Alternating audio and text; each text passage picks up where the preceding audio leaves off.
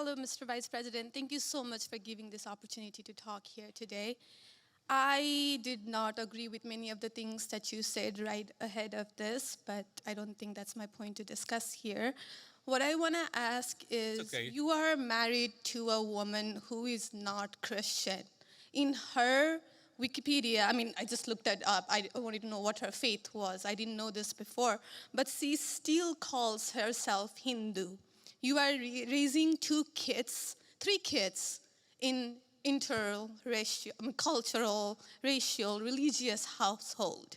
How are you maintaining or how are you teaching your kids not to keep your religion ahead of their mother's religion?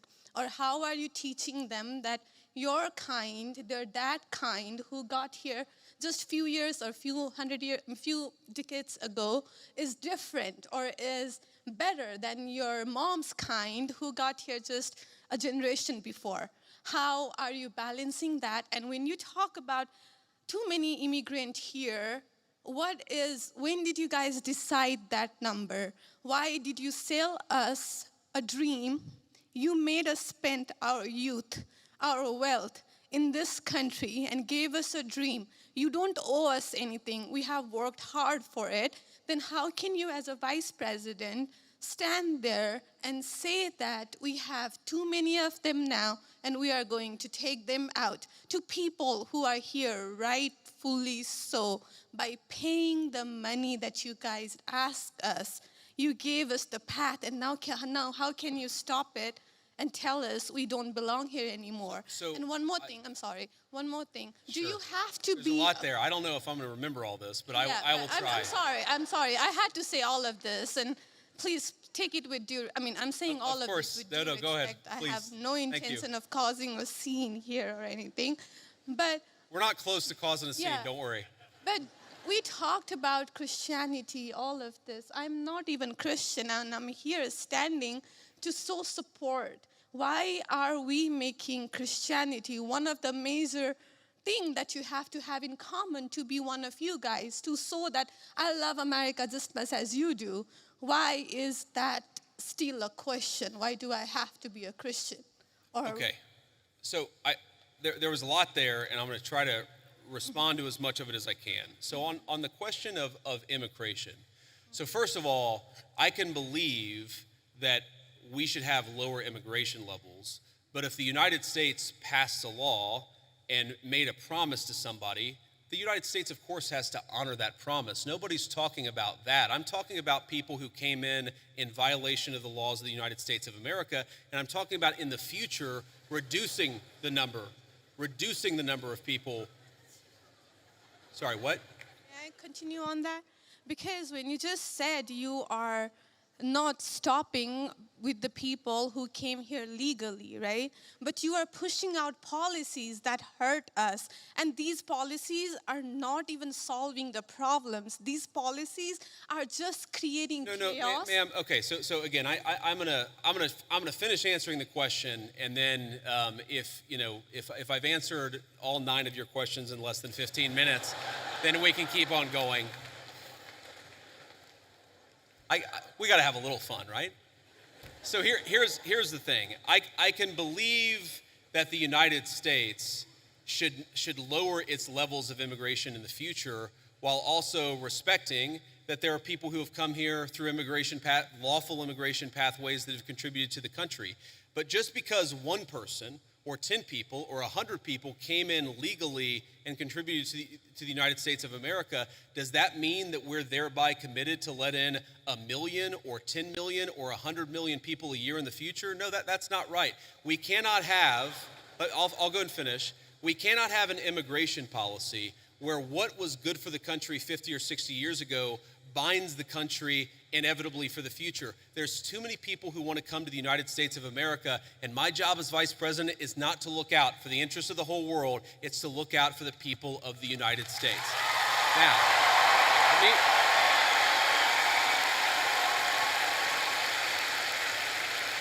Now, you asked a personal question about our interfaith household.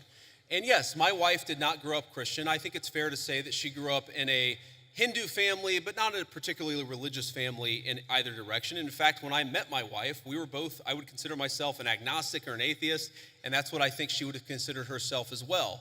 You know, everybody has to come to their own arrangement here. The way that we've come to our arrangement is she's my best friend. We talk to each other about this stuff. So we decided to raise our kids Christian. Our two oldest kids who go to school, they go to a Christian school.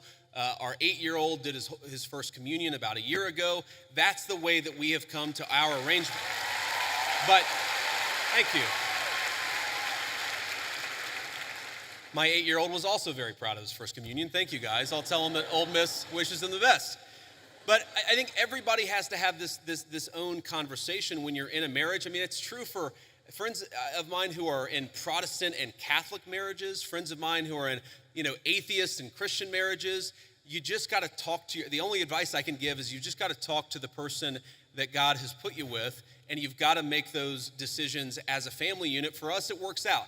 Now, most Sundays, Usha will come with me to church. As I've told her, and I've said publicly, and I'll say now in front of 10,000 of my closest friends, do I hope eventually that she is somehow moved by the same thing that I was moved in by church? Yeah, I honestly do wish that, because I believe in the Christian gospel, and I hope eventually my wife comes to see it the same way. But if she doesn't, then God says everybody has free will, and so that doesn't cause a problem for me. That's something you work out with your friends, with your family, with the person that you love. Again, one of the most important Christian principles is that you respect free will. Usha's closer to the priests who baptized me than maybe I am. They talk about this stuff. My attitude is you figure this stuff out as a family, and you trust in God to have a plan, and you try to follow it as best as you can, and that's what I try to do. I want to make a final point. So I don't want to cut you off. I want to be respectful to all the people behind you in line, but I want to make this point about immigration, okay?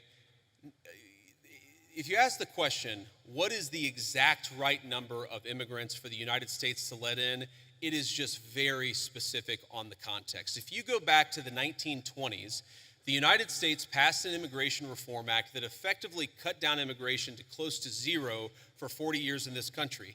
And what happened over those 40 years? The many, many people who had come from many different foreign countries and different foreign cultures, they assimilated into American culture.